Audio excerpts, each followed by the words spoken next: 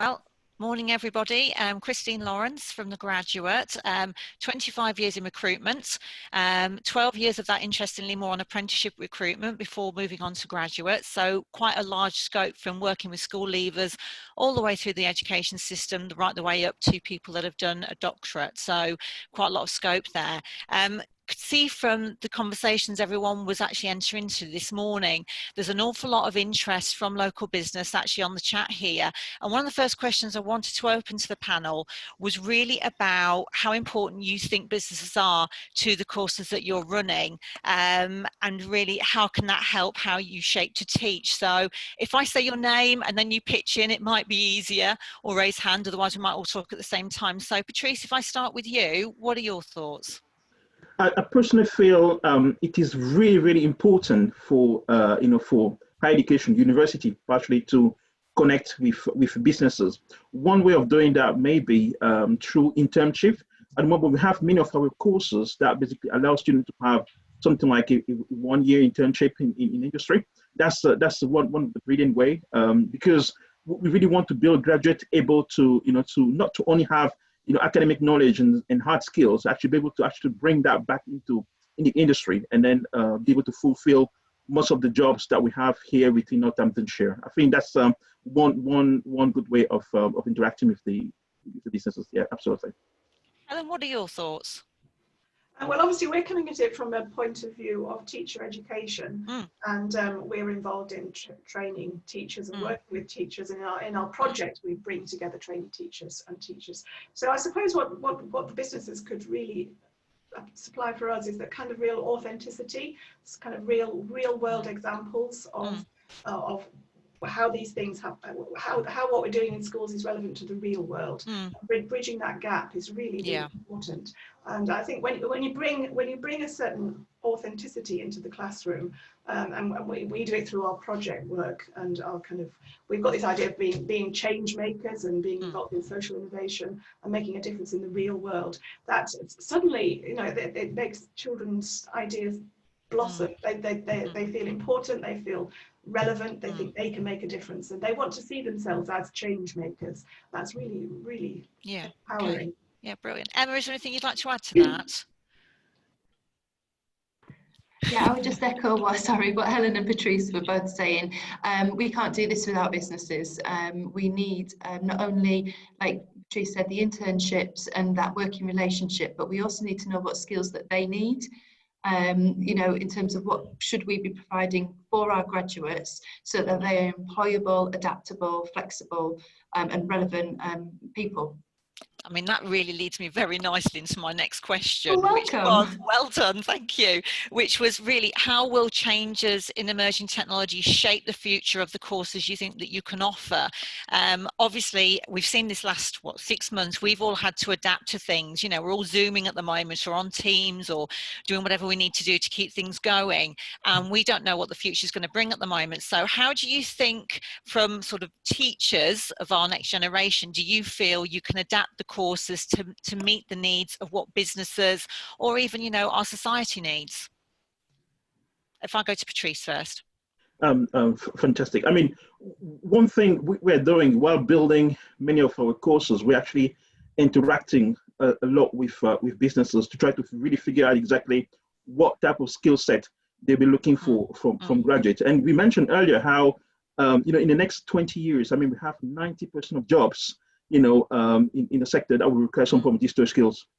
There are many, for example, with the lockdown today, I mean, now basically most, worker, they'll be working from home. It's going to be a massive challenge, and there are going to be many different technologies that are going to somehow change the way we do things, change the way the world works. Many jobs going to disappear. For example, we have the introduction of artificial intelligence actually moving to every single field. We have things like big data and so forth. So there's a lot of things that business can do in order to really to allow our students to somehow survive in this world. Absolutely, yeah. Jake, is there anything you'd like to add to that? I've lost him. He's not there. Can you wave at me if you can hear us? No, can't hear us. Helen, I'll come to you. Anything you'd like to add to that? Well, I'm quite excited about about the impacts of educational technology suddenly coming to the fore. We suddenly have a new respect for technology, which is kind of lagging behind a little bit. I mean, there was the introduction of the computing curriculum, which kind of was a little bit flat, really. And now we've kind of seemed to have a surge of interest in educational technology, which is good. So let's hope that continues. Also a surge of interest in teaching, which is good. So we've had you know, record numbers of teachers joining our courses and record numbers of students joining our teaching training courses, fantastic, which is really good. So I think that, you know, one small silver lining of the current times is that technology and teaching are kind of to the fore. Okay, and what about yourself, Emma? What are your thoughts? Yeah, it's interesting. It's not so much about the digital technologies, I think, and you probably don't want to hear this, but what we have been able to do, or we've been trying to do with our teachers, is to give them the confidence to try new things. And obviously digital technology is one of those things that people will shy away from sometimes and not have the confidence. We have a lot of mature students perhaps who are not as savvy sometimes, and we have a lot of schools who have not necessarily got the equipment and not modelling that good practice. So one of the things that will come off of the back of a lot of home learning and online learning is that willingness to try. You know, my mum, for example, I've taught her how to use Zoom. She's all over it now.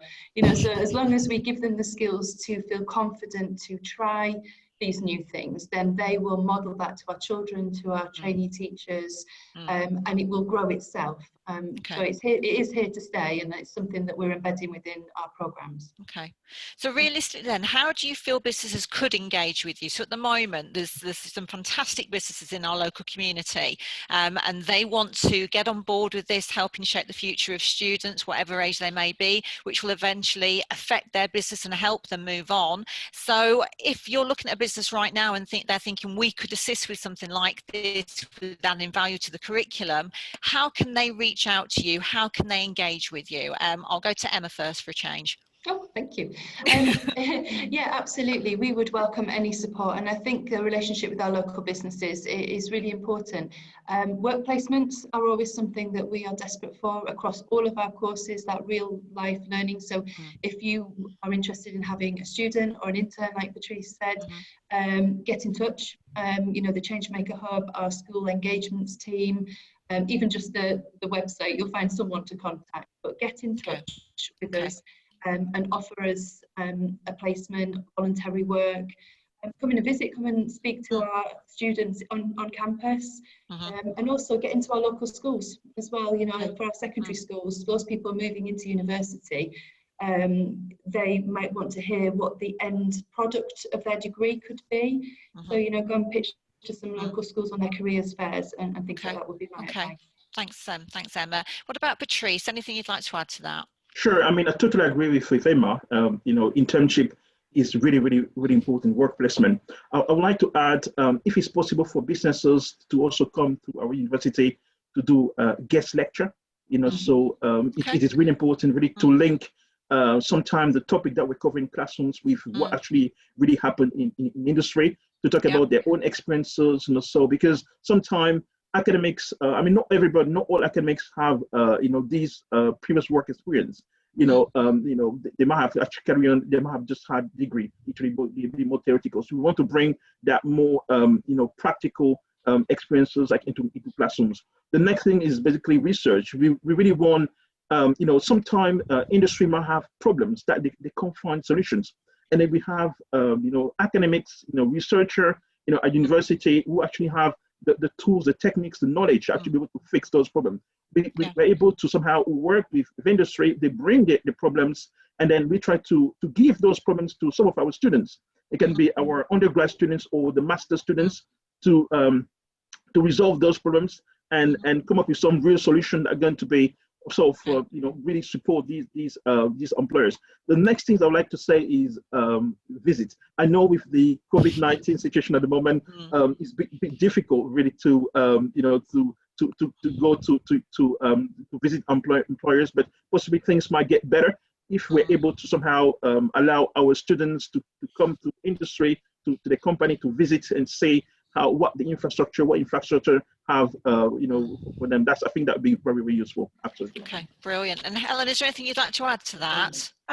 Yeah, I'm just thinking about the Merged Futures conferences that we've had this year and last year, and just how many examples of AR and VR we found in Northampton that were really, really inspiring. I mean, I know I collected lots of business cards when we had the face-to-face conference. I would really like those businesses to become involved with our projects, with our courses, and maybe the idea of AR and VR is particularly relevant right now. There's this idea of telepresence where you can be somewhere that you're not. You can be somewhere virtually and experience something virtually. I mean, there was a logistics firm who was using VR for training. That was really exciting. There was there was somebody using drones to make AR experiences of heritage sites. I mean, those types of things are really inspiring. If we could get some guest speakers, if we could get some examples, if we could even experience their VR things that they made, that it is so inspiring for school pupils and university students to see these real examples of what happens in the real world. Yeah, good idea. Christine, good idea. I'm back now. Where are you, Jake? I can't see you, I can hear you. What would you like to add to that? I switched my video off because it might keep me into this meeting with any luck. Is there anything you'd like to add to that question that we were talking about? Yeah, so I caught that. And what with all of those things and more, but the one thing from my point of view as well at the moment, because we're building this new academy, is just some guidance, advice from businesses about what technology is best to use. I mean, we've got AR Media have already stepped in and given us some great ideas, but it's anything in terms of it's some infrastructure, and I just had a message from James at City Fibre. So anything that might help in terms of actually giving us some guidance about where this building's going to go. That's a really valid point, actually, because the frustration I find from clients a lot of the time can be they're looking to employ, say, a younger person, an apprentice, mature student, or a graduate, whatever it might be, and their frustration is they get to interview stage, they get to the skill point where they might do a task, and they then realise the skill set they need isn't there. So, if there is an opportunity to be open with businesses to say, look, what is it you do need? What do we need to be training in on here to make this person valuable for your business? Then that would be great. If obviously there are open doors there. And Jake, from your point of view, if they were reaching out to the college, did they email you direct? Do you prefer them to go through the college route of ringing? What's the best route for them? No, my email is probably the best way of getting through to me. And I will then put in, if I can't move things forward, then I'll find the person that will move things forward. So brilliant. Okay. And I mean, one of the things we've really touched on, and I've noticed in the chat comments as well, is how can we ensure that this new normal, as we've been calling it, and remote working isn't just the way we contact people. We've seen an alarming rate of problems with mental health with young people that are really struggling. They're social, they want to go out. We're all like that. Normally we're social animals that like to go out, see our friends and family, go to work. For some people, going to work is an enjoyment. You make an effort to go to work in the morning, you see your colleagues, you perhaps enjoy working with them. How can we make sure that, with the people that are coming through now and we're training, that remote working isn't the normal and they lose that ability to connect, to communicate, to feel that they're part of something when working on a project? So how can we deal with that and make sure they don't feel vulnerable or on their own or isolated? So if I go to you first, Emma, what are your thoughts? Yeah, you're absolutely right, Christine. We've seen, so we closed our doors in March and we switched straight to online learning, and we have seen a lot of rising anxiety and students struggling, and whether it's anxiety about being able to get access to technology or just not seeing their friends, those sorts of things.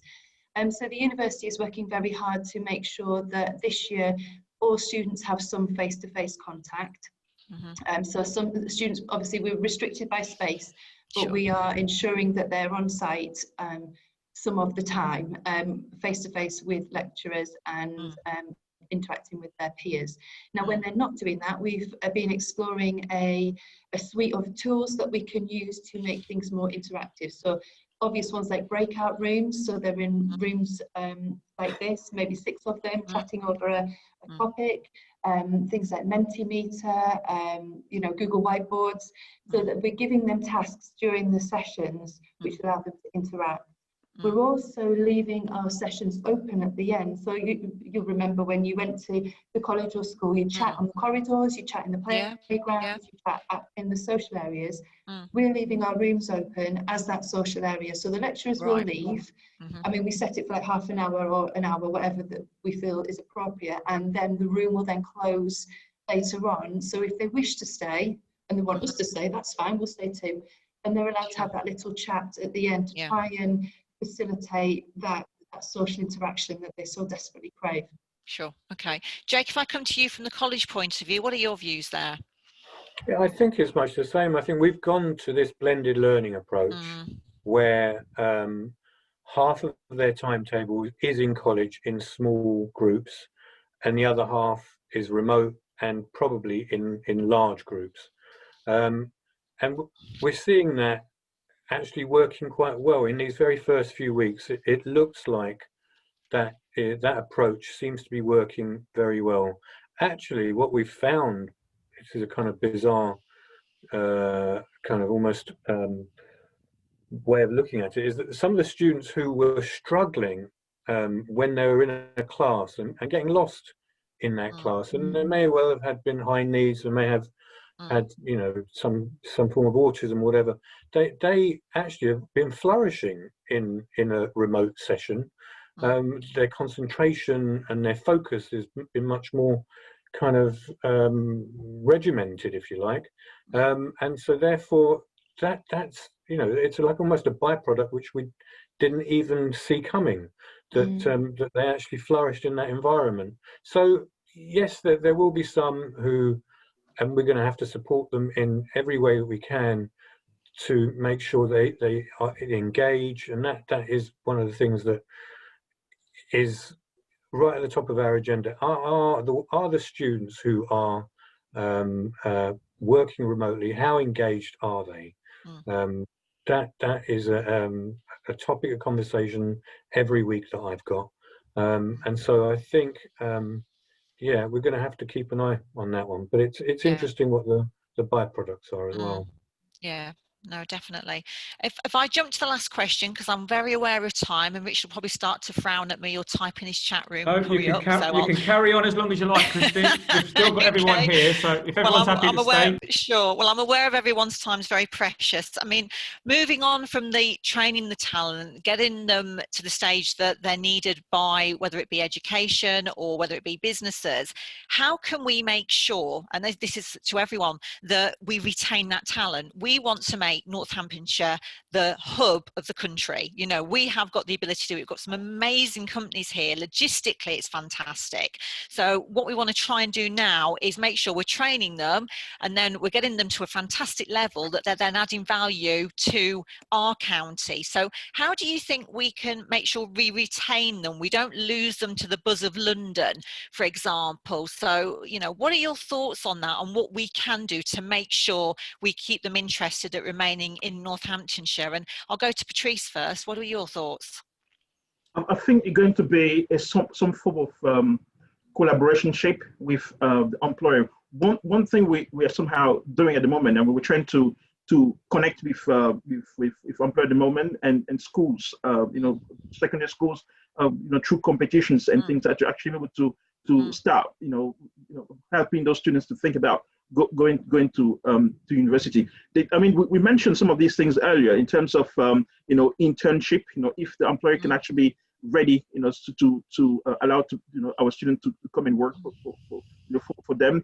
You know, I think that's some of the main things we can do. You know, try to link with them. You know, get them in classrooms to speak about the opportunity that they have for them. I think just a couple of months ago, we had some CEO from, I think it was from NHS, who actually came to some of our master's classes to talk about the job opportunities that they had, and many of our students actually did apply for it, and some were able to actually get the position, and you know, for the internship, and also possibly they can actually get the full-time position afterwards. So I think there's quite a lot of things to do from the side of the university, to link more with employers, and then from employers to open up with us as well. I think that's what we can do. Okay. Yeah. Brilliant. What about yourself, Helen? What are your thoughts on this? Well, I'm just looking at the chat, and I'm seeing that Simon has posted something about digital high streets. That's an interesting idea. I'm not quite sure what a digital high street looks like, but that's an interesting concept. Yeah, so I think we really need to make the most of the partnerships and the connections we've got with employers and schools and universities. So just to strengthen those connections, make good links between education and the workplace, and start from school onwards. So with secondary schools, with universities, just to promote the partnerships, I think is the way to go. Yeah, and what about yourself, Emma? What are your thoughts? Yeah, I was just thinking as Patrice was talking, actually, the sort of the work placements, the internships are absolutely important. If we take the example of our trainee teachers, so we send them into schools, the majority, we have sort of 300 to 400 local primary schools that we work with. They are training our graduates, and 60% of our graduates will then take up a job in Northamptonshire or very close to Northamptonshire. Yeah. So if we take that premise, that if we can get our students into work placements, long-term internships, they will stay because they may get a job at the end of it. If that's the kind of thing that we want, then we can model it on the sort of the teacher training model. Is you train our graduates, they will stay with you. Yeah, definitely. And what about yourself, Jake? Because obviously not everyone goes on to university. Some of the students will be looking after a level 2, level 3 to go into the workplace. So, same thoughts with yourself. How do you think we're going to retain this talent? I think we have to build the entrepreneurs here to be able to stay in this county, to not make it attractive for them to leave, so that they are, we build a community of digital entrepreneurs right here in Northamptonshire, to compete with, as I said, the kind of Silicon Old Street roundabout that I was talking about before, where businesses thrive here, and we make sure that the students that are coming out, whether they're coming in from FE or HE, they collaborate, they find each other, they work with each other. I went to I can't remember what it was called, the engine room. I went to, I think, to a kind of collaborative workspace in Northampton, and he was great. He was like talking about various, young entrepreneurs hiring small spaces, coming together, working together, sharing ideas, building the businesses of the future, and that was here. And I think that's what we need to try and do, both in FE and HE. Definitely. And I don't know if Beth's actually with us. I can't see her image, so I don't want to exclude her either. But is there anything you'd like to add on that question? Apologies, I couldn't see you down below. Can you remind me of the question? Yeah, we're focusing on how we retain the talent. So when we get them through there, whether it be college, they've left school, gone to college, might go on to university, might not, but we're looking at trying to make sure that once we've got these fantastic skilled people, we then don't lose them to perhaps a bigger city, that we manage to retain that talent. So we're actually growing our county and making it an amazing place to be. So what are your thoughts there? Yeah, I mean, a lot of what the others have said, really. Like, I'm not originally from Northampton. I have come here for university, and I've stuck around for my master's because of the opportunities that I've been presented at the university. So the project that I'm part of with Emma and Helen, I mean, it's not something that a lot of people would do, but that project is looking at digital pedagogies and digital skills, and we've looked at things like VR and AR, and that's the sort of thing that made me think, yeah, I really like this, I'm going to stay around here. So it is these opportunities that they're saying, and like Emma said, getting students into schools, and if you get them in an environment and a workplace where they've got those opportunities, it's a business that can support them in Northampton, then they are more likely to stick around. So kind of just saying exactly what the other guys have said, but from my point of view as a student and as a graduate, I would definitely agree with that. Yeah, so from what everyone's saying, and going back to Richard on this, it looks like the strength here is in the collaboration between education and the employer.